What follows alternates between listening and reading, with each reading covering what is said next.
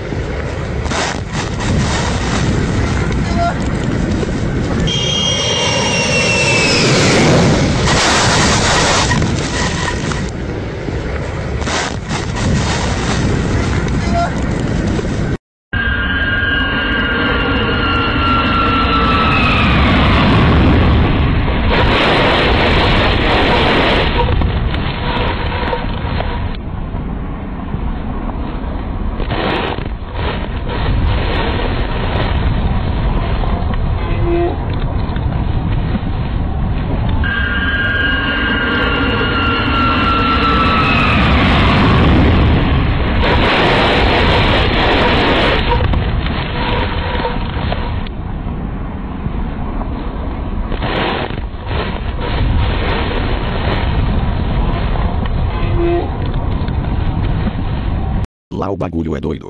Mas não se esqueça de se inscrever no canal www.youtube.com/parceiro157. Tenha uma boa noite.